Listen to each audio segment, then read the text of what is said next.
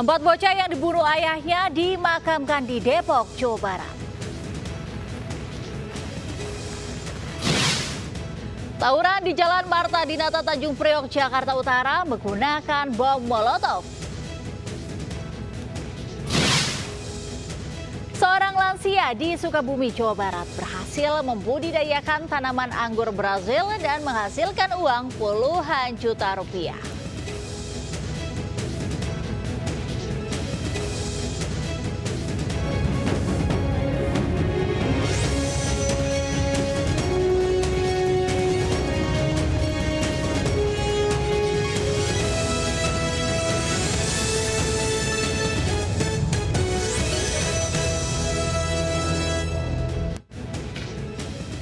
Assalamualaikum warahmatullahi wabarakatuh dan selamat pagi pemirsa. Selain 3 berita tadi, kami juga hadir dengan beragam informasi menarik lainnya. Bersama saya Angelika DF Agam, inilah Lintas Ayus Pagi selengkapnya.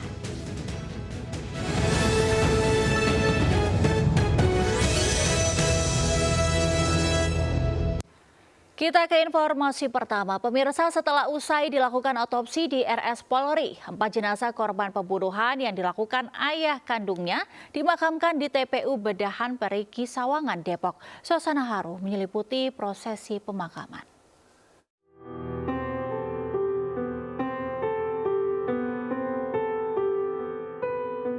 Jasad 4 anak berinisial VAD, SKD, RAD, dan AKD yang menjadi korban pembunuhan sang ayah PD 40 tahun dikebumikan Minggu sore di tempat pemakaman umum TPU Bedahan Sawangan, Kota Depok, Jawa Barat. Keempat jenazah dimakamkan berjejer. Keluarga yang hadir nampak tak kuasa menahan tangis saat jenazah dimakamkan. Tak hanya keluarga, polisi yang datang juga terbawa emosi hingga menangis. Berdasarkan keterangan polisi, saat ini pelaku sudah ditetapkan sebagai tersangka dan sang istri pun sudah dimintai keterangan. Pada sore hari ini kita sama-sama bisa menyaksikan pemakaman 4 orang anak yang nggak berdosa. Kami sudah tetapkan saudara P sebagai tersangka. Selanjutnya hari ini kami juga berhasil untuk meminta keterangan dari Ibu D selaku ibu dari keempat korban ini. Sebelumnya warga Gang Roman digegerkan dengan penemuan jasad 4 anak di dalam sebuah rumah di kawasan Jagakarsa, Jakarta Selatan. Keempat anak itu ditemukan dalam kamar yang terkunci. Diduga para korban bocah ini dibunuh oleh ayahnya sendiri yang kemudian berusaha menghabisi nyawanya sendiri, namun dapat digagalkan dan langsung dilarikan ke rumah sakit. Dari Depok, Jawa Barat, Iyung Rizky, iNews melaporkan. Pemirsa, aksi pencurian besi bak kontrol saluran air di perumahan mewah di Kota Bekasi terekam CCTV. Pelaku diketahui seorang remaja pengendara sepeda motor yang beraksi saat situasi sepi. Dari rekaman CCTV terlihat seorang remaja menggunakan sepeda motor mondar-mandir di Jalan Pulau Sirit Tengah, Taman Galaksi Indah, Kota Bekasi. Saat sepi, pelaku pencurian ini langsung beraksi. Dengan tenang, ia mengangkat satu persatu besi bak kontrol saluran air sepanjang 1,5 meter hingga 3 buah. Usai beraksi, pelaku langsung kabur. Pelaku diduga kerap beraksi di wilayah lainnya. Warga berharap pelaku bisa ditangkap pasca viralnya video pencurian tersebut. Sebuah mesin anjungan tunai mandiri atau ATM di Sukabumi, Jawa Barat ditemukan rusak diduga dibobol oleh kawanan pencuri. Meski berhasil merusak ATM, uang tunai ratusan juta yang tersimpan di dalam mesin tidak berhasil digasak pelaku.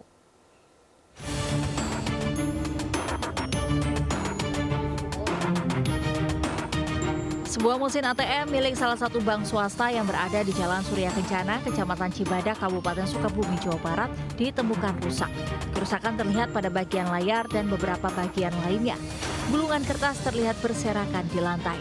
Meski berhasil merusak ATM, uang ratusan juta yang tersimpan dalam brankas ATM tidak berhasil digondol pelaku. Polisi yang tiba di lokasi langsung melakukan olah TKP dan mengumpulkan sejumlah barang bukti. ATM tersebut diduga dirusak oleh kawanan pencuri yang berusaha membobol uang di dalam ATM. Barang bukti yang ditemukan di TKP, satu buah gunting yang diduga untuk merusak mesin ATM dan gembok. 1 buah batu yang digunakan untuk merusak mesin ATM, 1 buah gembok yang telah dirusak oleh pelaku, 1 batang kayu yang diduga juga untuk merusak mesin ATM, dan juga kertas yang telah dikeluarkan.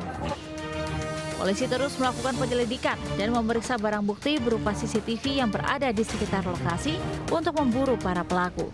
Saat ini petugas telah memasang garis polisi di sekitar lokasi untuk penyelidikan lebih lanjut. Dari Sukabumi, Jawa Barat, Budi Setiawan, Ayus melaporkan. Polisi meringkus sejumlah perampok yang beraksi di sebuah SPBU di Kabupaten Maros, Sulawesi Selatan. Selain eksekutor, polisi juga meringkus manajer SPBU sebagai otak perampokan.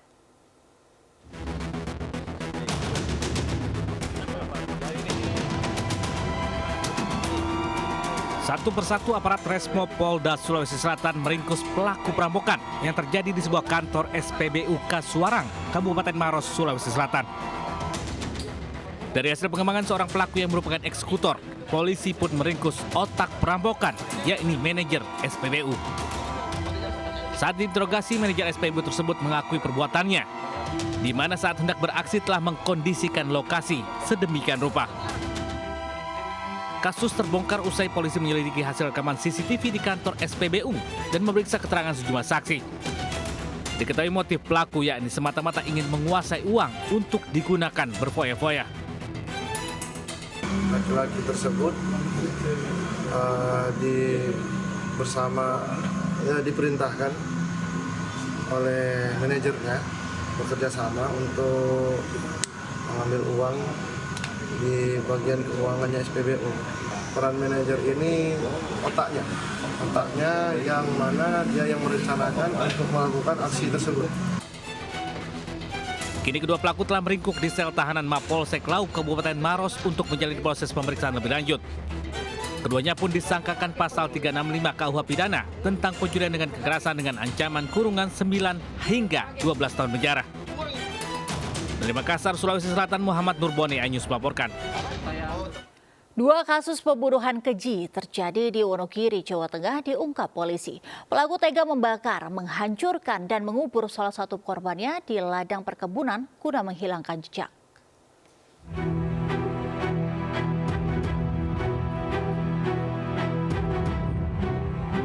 Tim Inafis Polres Wonogiri dengan dibantu warga menggali tebing di ladang perkebunan tempat jasad Agung Santoso dikuburkan pelaku SAR pada tahun 2021.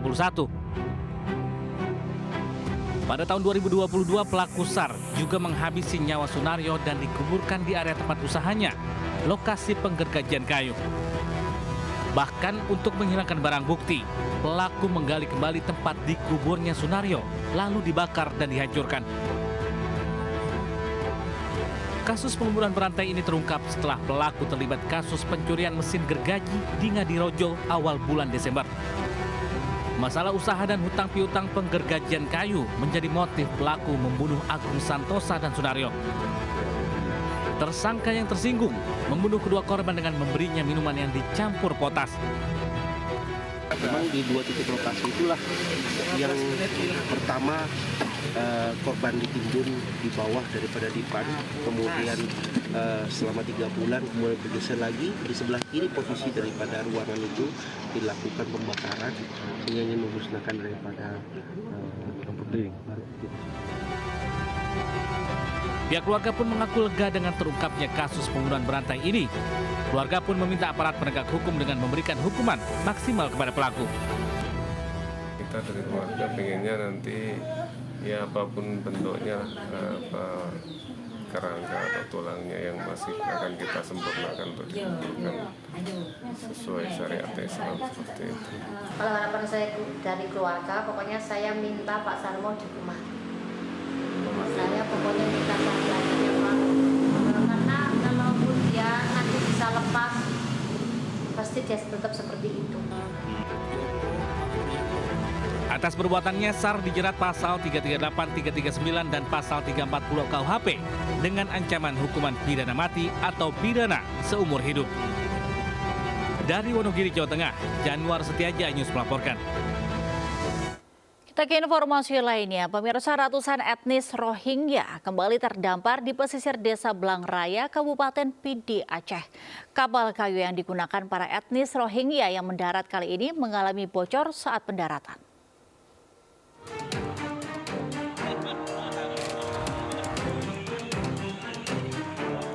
Beginilah kondisi ratusan etnis Rohingya yang kembali terdampar di pesisir pantai Desa Blang Raya, Kecamatan Muara Tiga Laweng, Kabupaten Pidi, Aceh. Diketahui kapal kayu yang digunakan oleh ratusan etnis Rohingya tersebut sempat terlihat menuju daratan namun sempat digiring ke laut lagi hingga akhirnya mendarat di Desa Menasah, Papen dan berjalan kaki menuju Desa Blang Raya. Kondisi mereka sama mendarat orangnya sehat-sehat dan mereka tidak mengalami kesakitan. Ini berapa banyak mereka nih? Ini banyak 180. Sebelumnya pada 14 November 2023 lalu, ratusan etnis Rohingya diketahui juga mendarat di lokasi yang sama. Dari Kabupaten Pidi, Aceh, Jamal Pangwa, iNews melaporkan. Seorang pemotor di Jalan Raya Legok, Kabupaten Tangerang kritis setelah tertimpa truk mengangkut tanah yang oleng akibat terperosok ke dalam saluran air. Upaya evakuasi korban berjalan dramatis dengan melibatkan kren alat berat.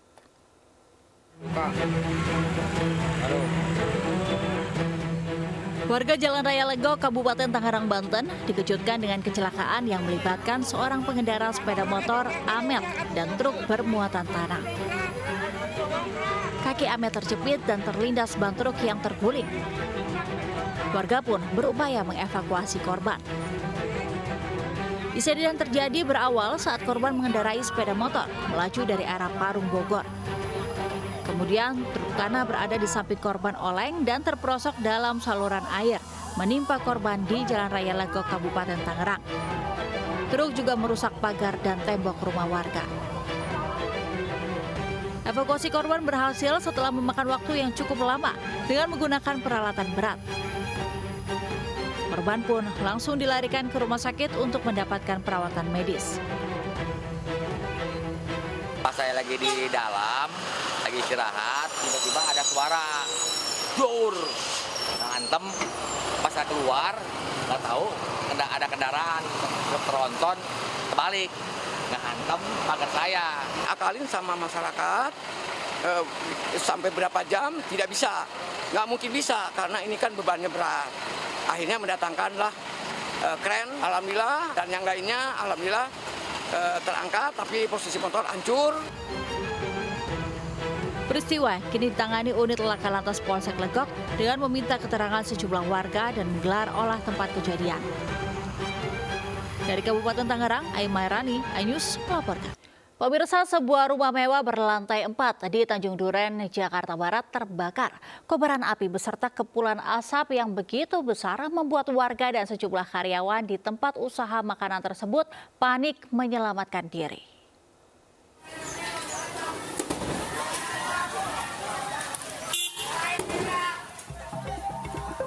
Kobaran api disertai kepulan asap membumbung tinggi dari dalam rumah berlantai 4 di Jalan Delima Raya, Tanjung Duren, Jakarta Barat.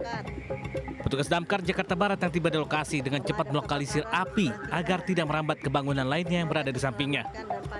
Kebakaran sempat membuat warga dan sejumlah karyawan di tempat usaha tersebut panik hingga berhamburan keluar untuk menyelamatkan diri. Belum diketahui pasti penyebab kebakaran, diduga api pertama kali muncul dari lantai 2 rumah. Kita terbakar adalah rumah tinggal lantai 2. Berapa lantai Pak ini rumahnya Pak? Untuk rumah ini 3 lantai, namun objek yang terbakar di lantai 2. Oh, lantai. Itu dugaan sementaranya apa Pak? Untuk dugaan sementara kita belum bisa memastikan karena tadi sudah sampai di TKP sudah terbakar. Mungkin masih nunggu penyelidikan pihak yang berwajib. Beruntung tak ada korban jiwa dalam peristiwa ini. Selanjutnya kasus kebakaran ditindaklanjuti oleh pihak kepolisian sektor Tanjung Duren. Dari Jakarta, Rizky Falufi, iNews melaporkan. Seorang pria diduga pencari ikan tercebur ke bendungan Sungai Bengawan Solo di Bojonegoro, Jawa Timur. Penyelamatan korban berlangsung dramatis setelah warga melemparkan batang kayu besar ke sungai terpanjang sepulau Jawa ini. Anak menceblok guys, bendungan guys. Seorang pria yang tercebur ke sungai, tepatnya di depan pintu air Bendung Gerak Sungai Bengawan Solo, Desa Padang, Kecamatan Trucuk, Kabupaten Bojonegoro, Jawa Timur. Warga yang berada di lokasi langsung berusaha menolong korban, namun arus sungai yang kencang membuat sulit dilakukan. Beruntung nyawa korban akhirnya berhasil diselamatkan setelah bisa meraih kayu yang dilempar warga. Menurut keterangan sejumlah saksi, mereka mengetahui tiba-tiba korban sudah tercebur di depan pintu air sehingga menimbulkan kepanikan. Diduga korban terpleset saat beraktivitas atau mencari ikan di lokasi kejadian.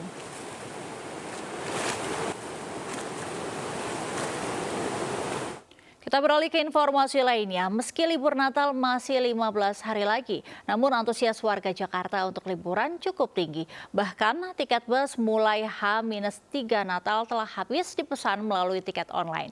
Sementara tiket tujuan Sumatera Utara, Jawa Tengah, dan Jawa Timur telah mengalami kenaikan.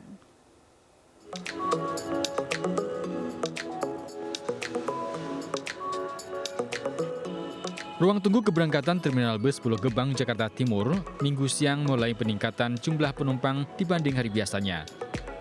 Meski belum masuk libur sekolah dan Natal, sebagian masyarakat sudah ada yang melakukan perjalanan libur Natal dan Tahun Baru. Lonjakan penumpang diprediksi terjadi mulai tanggal 17 Desember karena banyak penumpang yang telah melakukan pemesanan tiket secara online. Bahkan untuk H-3, banyak tiket bus yang sudah habis dipesan. Mengantisipasi lonjakan penumpang libur Natal dan Tahun Baru, pengelola Terminal Bis Terpadu Pulau Gebang telah melakukan berbagai persiapan sarana dan prasarana. Dari Jakarta, Rizky Falufi, iNews melaporkan. Pemirsa, seorang lansia di Sukabumi, Jawa Barat berhasil membudidayakan tanaman anggur Brazil dan menghasilkan uang puluhan juta rupiah dalam setiap panen.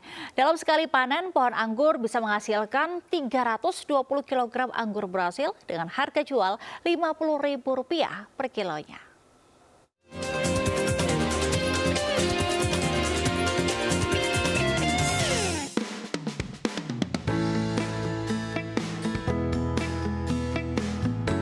Di lahan seluas 1.300 meter persegi inilah, Cucu Juwarnah membudidayakan anggur Brazil. Sejak 8 tahun lalu, nenek berusia 78 tahun ini memanfaatkan tanah di samping rumahnya, Kampung Sinagar, Papak Ranji, Sukaraja, Sukabumi, untuk berkebun anggur Brazil. Berkat kecintaannya terhadap tanaman, sedikitnya 64 batang pohon anggur Brazil dapat tumbuh subur dan berbuah lebat. Dalam setahun, pohon anggurnya dapat dipanen sebanyak 2 kali. Tak tanggung-tanggung, setiap satu pohon anggur bisa menghasilkan 5 kg anggur Brazil dan dijual ke berbagai kota di Jawa Barat dan Jawa Tengah. Iya, bagus, ya, mudah ditanam gitulah. Banyak nih untuk sekali berbuahnya nih? Banyak, hampir 5 kilo satu pohon. Terus setiap hari berbuah nih? Iya, tiap hari berbuah. Kadang-kadang ada yang masih hijau gitu. Kalau perawatannya susah nggak nih ini? Enggak, cuma gitu pupuknya pupuk kandang, sekam, pakai tanah juga dicampurin gitu. Budidaya anggur Brazil sangat mudah karena tidak membutuhkan perawatan ekstra. Selain bisa dinikmati, buah anggur Brazil juga sangat bermanfaat bagi kesehatan. Dari Sukabumi, Jawa Barat, Budi Sutiawan, iNews melaporkan. Ya, sementara itu seorang remaja di Bangkalan, Madura mampu meraup jutaan rupiah berkat ketekunan menanam sayuran hidroponik. Tak memerlukan lahan luas, ia memanfaatkan lantai atas rumah sebagai lahan untuk membuka usaha rumahan tersebut.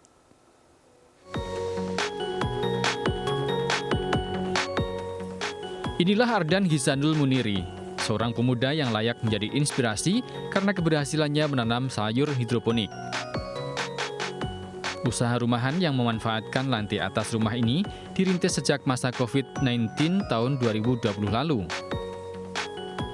Sayuran pokcai dan selada dipilih karena memiliki pelanggan cukup banyak dan bernilai tinggi. Selain dari kalangan ibu-ibu rumah tangga, permintaan jenis sayuran ini juga datang dari sejumlah restoran di Kota Bangkalan. Terlebih, sayuran hidroponik ini dipanen dan diterima konsumen dalam kondisi segar. Lahan kosong gitu, karena ini lebih ke sampingan. Jadi memanfaatkan rooftop yang ada di sekitar rumah daripada terbengkalai. Nah, selada ini nilai jualnya juga tinggi, terus di Bangkalan sendiri itu masih ngambil dari pegunungan yang akhirnya kemungkinan diterima pasar itu kurang segar. Jadi saya tanam langsung di sini. Jadi ketika ada orang order, saya kirim dalam bentuk yang sangat fresh. Berkat ketekunan Ardan, usaha yang berawal dari coba-coba ini kini telah menyumbang penghasilan tambahan. Dalam sebulan, Ardan bisa meraup jutaan rupiah. Dari Bangkalan, Madura, Jawa Timur, Taufik Syahrawi, iNews melaporkan. Pemirsa, kisah perjalanan meniti karir seorang jurnalis bisa berkembang di berbagai bidang profesi. Seperti yang satu ini, seorang jurnalis dilantik sebagai hakim ad hoc tindak pidana korupsi Tipikor Pengadilan Negeri Kelas 1A Palembang setelah lolos menyisikan ribuan calon hakim ad hoc dari berbagai profesi.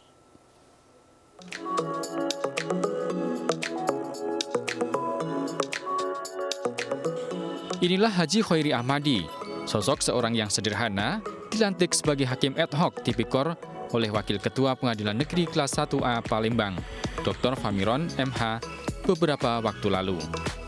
Anak kelima dari 5 bersaudara ini mengawali karir dari seorang jurnalis tahun 1995 di Majalah Gatra, kemudian pindah ke media elektronik Metro TV tahun 2000 dan bergabung ke MNC Group tahun 2006. Mulai dari RCTI, iNews TV, MNC TV, dan memasuki masa pensiun 1 Desember 2023. Ahmad Khairi tak menyangka 28 Agustus lalu menjadi tonggak sejarah awal bagi keluarganya setelah diumumkan Mahkamah Agung diterima sebagai hakim ad hoc Tipikor. Kini ia pun harus merubah gaya hidupnya dari dunia wartawan yang begitu bebas, kritis, terbuka, menjadi seorang yang harus bersikap adil dan objektif sebagai hakim ad hoc Tipikor. Dan ini sebuah amanah yang kami tidak boleh main-main. Insya Allah bisa secara maksimal. Kita akan ikut bersama tim membunuh peraturan undang-undangan berdasarkan 45 dan sebagai peraturan hukum yang lain untuk menegakkan hukum dan pemberantasan korupsi secara maksimal. Kami yakin dan percaya akan meningkatkan integritas dan kualitas putusan nanti. Karena beliau mungkin dari insan pers, banyak ilmu pengetahuannya di luar, sehingga apa-apa yang dia dapat di lapangan selama ini, karena labornya hukum itu adalah masyarakat. Orang pers selama ini sudah bergabung dengan masyarakat, sudah mencari ilmu di tengah-tengah masyarakat, tinggal dia menuangkan di dalam putusannya menjadi sebuah putusan yang baik.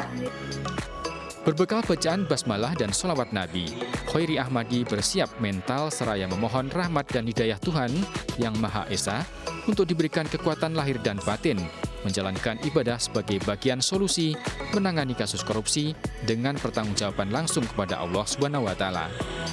Dari Palembang, Sumatera Selatan, Guntur, iNews melaporkan. Pemirsa, libur akhir tahun 2023 akan semakin seru bagi Anda dan keluarga karena MNC Licensing hadirkan Kampung Durian Runtuh Upin dan Ipin di dunia fantasi Ancol, Jakarta. Wahana ini akan memberikan pengalaman baru bagi pengunjung mulai 1 Desember 2023.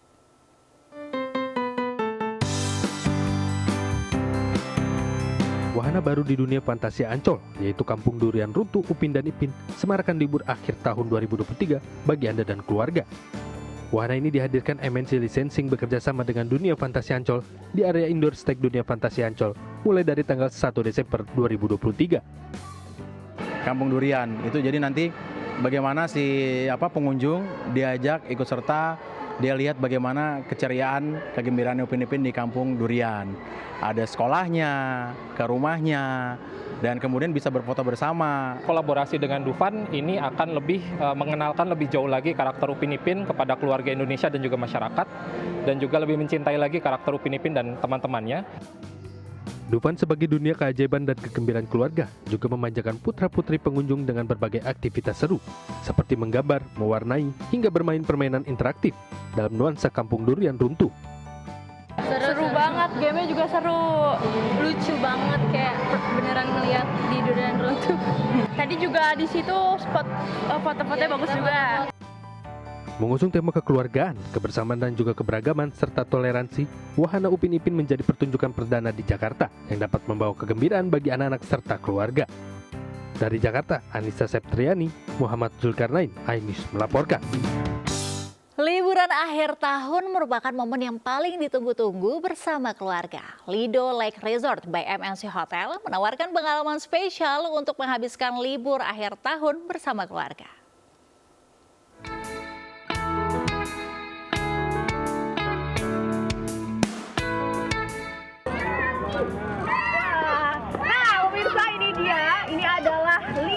Adventure Park yang ada di kawasan Bogor.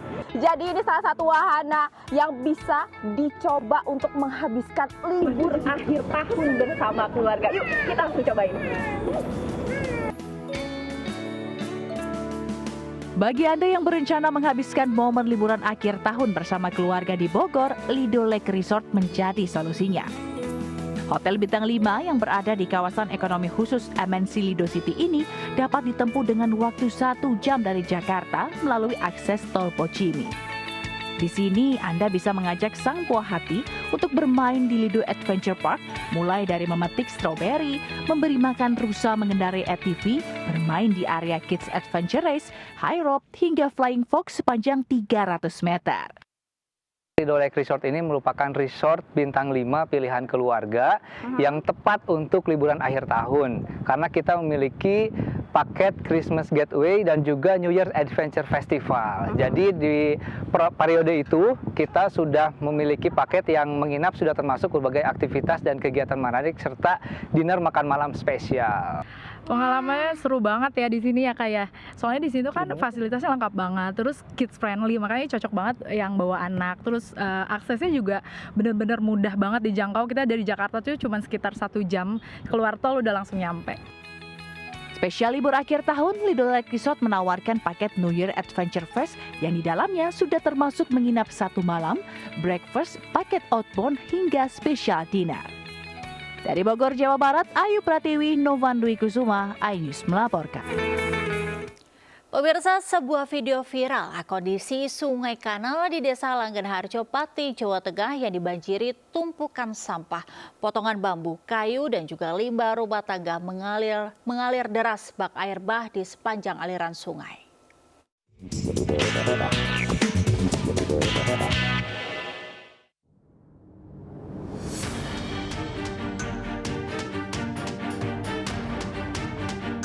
Video tumpukan sampah di Sungai Kanal Desa Langgenharjo, Pati, Jawa Tengah viral di media sosial. Dalam video tersebut memperlihatkan tumpukan sampah yang menggunung di sepanjang aliran sungai tersebut.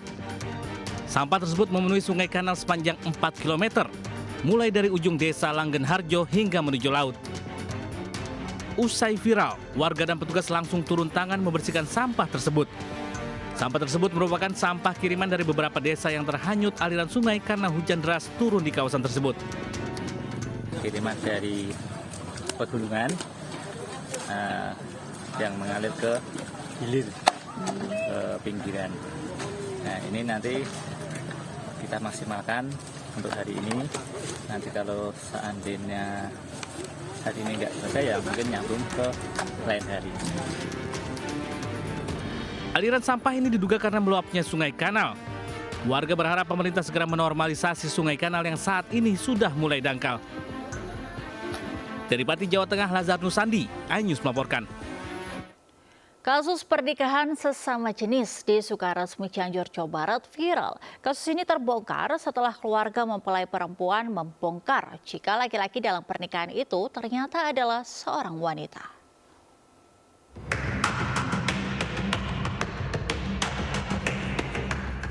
Pernikahan sesama jenis ini terbongkar beberapa hari setelah dilangsungkan pernikahan secara siri oleh kedua perempuan. Rekaman video amatir warga saat pernikahan berlangsung di Kampung Cimaladewa, Pakuwon, Sukaresmi, Cianjur mendadak menjadi viral. Bahkan pernikahan dihadiri orang tua atau wali mempelai wanita, keluarga, dan disaksikan tokoh agama setempat. Pernikahan tersebut berlangsung akhir November lalu. Baik keluarga dan tetangga tidak ada rasa curiga dengan calon mempelai laki-laki.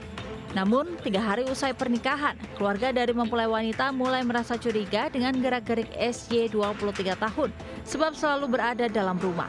Keluarga lalu menanyakan kepada HH alias Ahdiati 25 tahun suaminya, SY.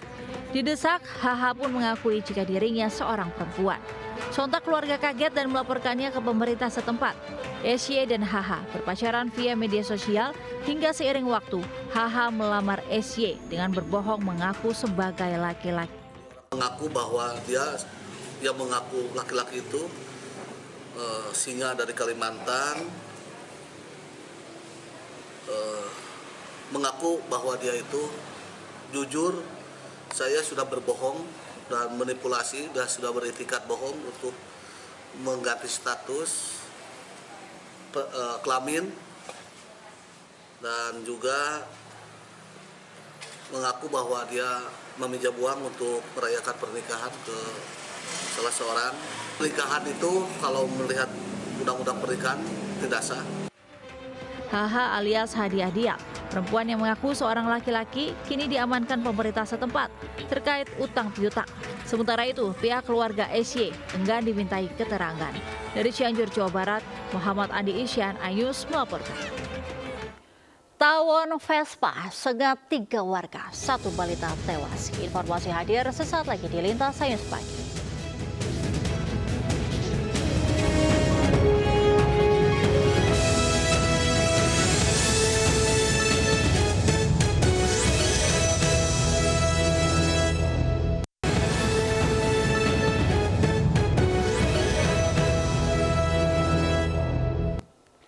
Anda masih bersama kami di Lintas Sains Pagi. Pemirsa, viral seorang perempuan di Mamuju, Sulawesi Barat masuk pasar ikan dan mengamuk sambil membawa senjata tajam. Sejumlah pedagang panik dan berlari menyelamatkan diri.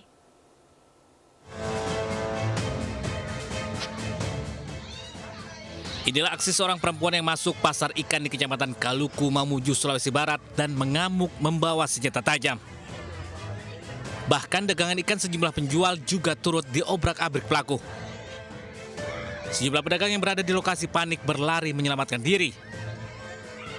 Video yang berhasil direkam warga ini pun sontak viral di media sosial.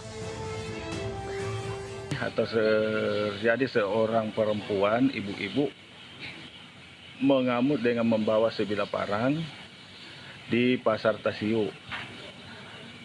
Pemicu sehingga ibu-ibu ini membawa parang di Pasar Tasiu itu karena hendak diamankan oleh anaknya sendiri. Usai kejadian, aparat Polsek Kaluku telah mengamankan yang bersangkutan. Diketahui perempuan yang mengamuk tersebut sedang dalam gangguan jiwa. Dari Mamuju, Sulawesi Barat, Friendly iNews melaporkan. Seekor buaya sepanjang hampir 3 meter menampakkan dirinya di pinggir pantai Carita, Pandeglang, Banten. Pengelola kawasan wisata meminta pihak terkait untuk segera menangkap buaya.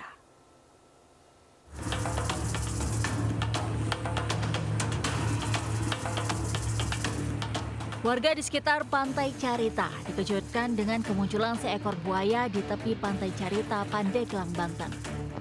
Peristiwa ini pun terekam kamera amatir warga dan viral di media sosial.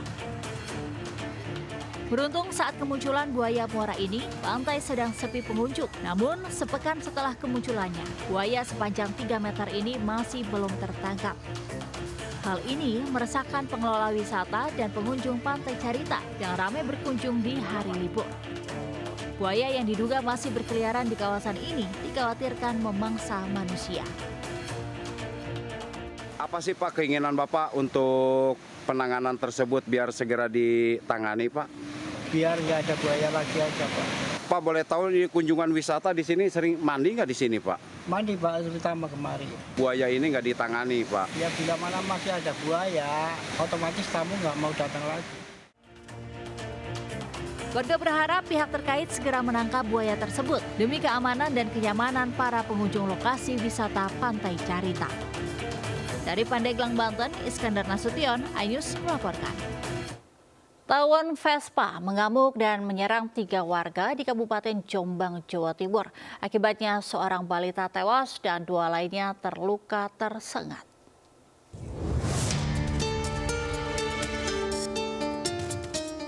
Warga desa Podoroto, Kecamatan Kesamben, Kabupaten Jombang, Jawa Timur heboh dengan kabar tewasnya seorang balita yang tewas usai diserang tawon Vespa bersama ibu dan neneknya. Bahkan hingga kini ibu korban masih dirawat di rumah sakit sementara nenek korban sudah diperbolehkan pulang. Diketahui peristiwa berawal saat itu korban bersama ibunya sedang berjalan melewati kebun bambu di belakang rumahnya. Tanpa diduga tiba-tiba ada gerombolan tawon Vespa yang menyerang ibu dan anaknya tersebut. Mengetahui hal itu, nenek korban berusaha menolong, namun bernasib sama terkena sengatan tawon Vespa di tubuh dan wajahnya.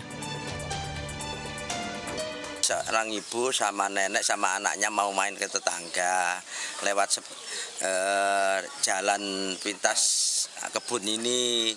Nggak taunya di situ ada sarang tawon yang jatuh. Si balita yang namanya Putri umur 3,5 tahun itu rupanya sudah tidak bisa tertolong lagi, sementara ibunya masih dirawat di RSUD Jombang. Jenazah korban langsung dimakamkan di pemakaman umum desa Podoroto. Sementara polisi menghimbau warga agar segera melapor kepada perangkat desa jika mengetahui adanya sarang tawon Vespa di lingkungannya. Dari Jombang, Jawa Timur, Mukhtar Bagus, iNews melaporkan. Pemirsa, calon presiden Capres nomor urut 3 Ganjar Pranowo berolahraga lari pagi di Hari Bebas Kendaraan Bermotor HBKB atau Car Free Day CFD di kawasan Jalan Sudirman MH Tamrin, Jakarta Minggu pagi. Ganjar sempat memborong dagangan kaos kaki dari seorang nenek.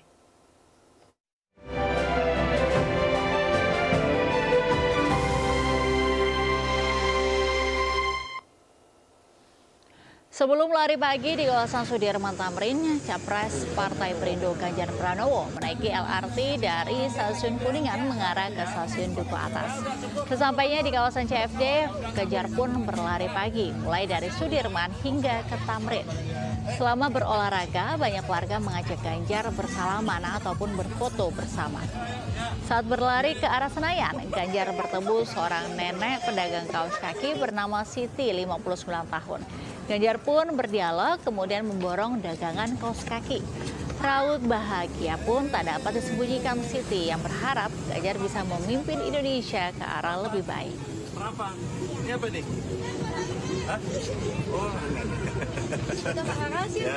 Sementara calon wakil presiden Mahfud MD sowan ke sesepuh warga Sunda yang juga Gubernur Jawa Barat tahun 1970-1975 Solihin GP. Dalam kesempatan ini Solihin GP berpesan kepada Mahfud agar persatuan Indonesia terus dijaga. Cawapres Partai Perindo Mahfud MD bersilaturahmi ke sesepuh masyarakat Sunda Solihin GP di Bandung, Jawa Barat Minggu siang.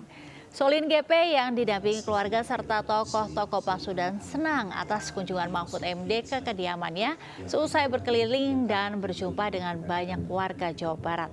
Solihin GP yang kini berusia 97 tahun memberikan ikat kepala yang melambangkan ikatan batin agar pasangan Ganjar Pranowo dan Mahfud MD bisa memenangkan pemilu presiden 2024 sekaligus mendorong agar kehidupan berbangsa semakin lebih baik.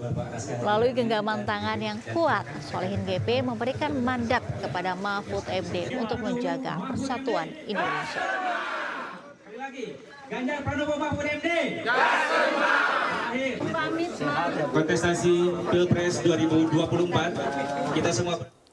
Pemirsa, pasangan calon presiden wakil presiden nomor urut 2 Prabowo Subianto dan Gibran Raka Buming Raka menghadiri konsolidasi pemenangan Prabowo Gibran di Sentul International Convention Center SICC Bogor, Jawa Barat Minggu sore. Dalam acara bertajuk Waktunya Indonesia Maju, keduanya kompak mengenakan kemeja biru.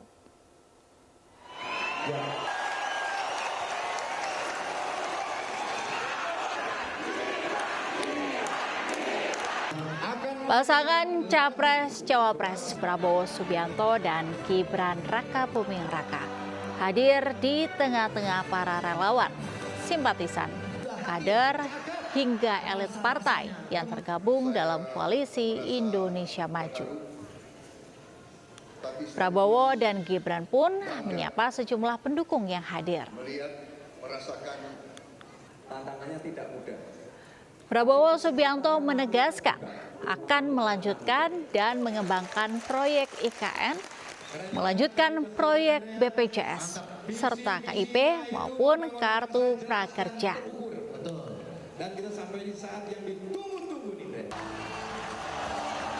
Selain itu, Prabowo menjamin keberlanjutan program hilirisasi pengelolaan sumber daya alam demi pemerataan kesejahteraan masyarakat Indonesia. Kita sudah teken untuk siap mati untuk Republik ini.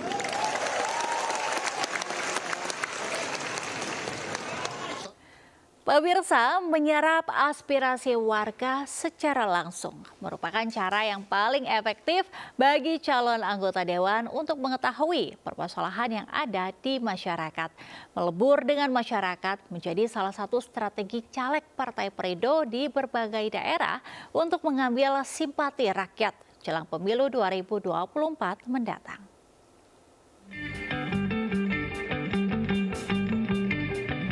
Caleg Partai Perindo DPR RI Dapil 1 Jawa Tengah, Safril Nasution, turun langsung menyapa para petani di Desa Kedung Ringin, Kecamatan Suruh, Kabupaten Semarang.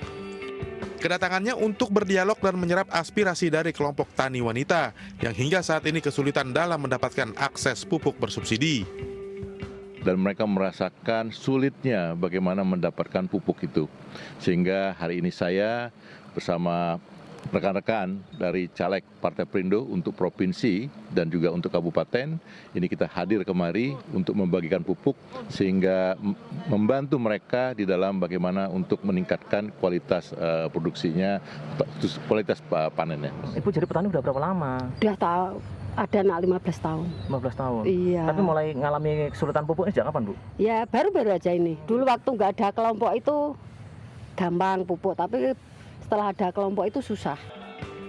Usai bertemu dengan kelompok tani wanita, Safril Nasution yang juga Wakil Ketua Umum Partai Perindo menggelar pertemuan dengan masyarakat di Desa Rejosari, Kecamatan Bancak, Kabupaten Semarang.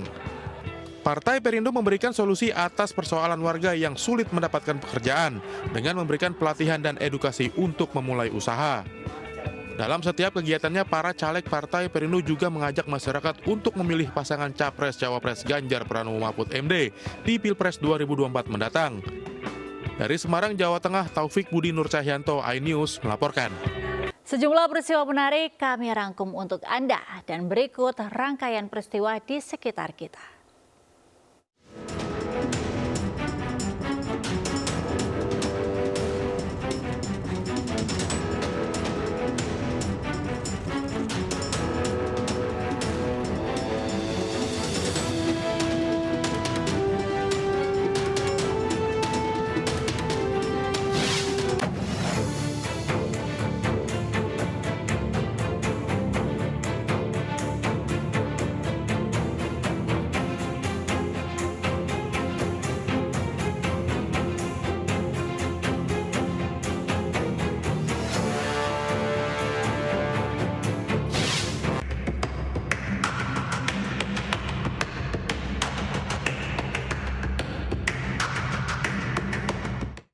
Ya, pemirsa, informasi tadi sekaligus menutup Lintas Sains pagi hari ini. Saya Angelika Diavagam, selamat pagi, selamat beraktivitas. Wassalamualaikum warahmatullahi wabarakatuh.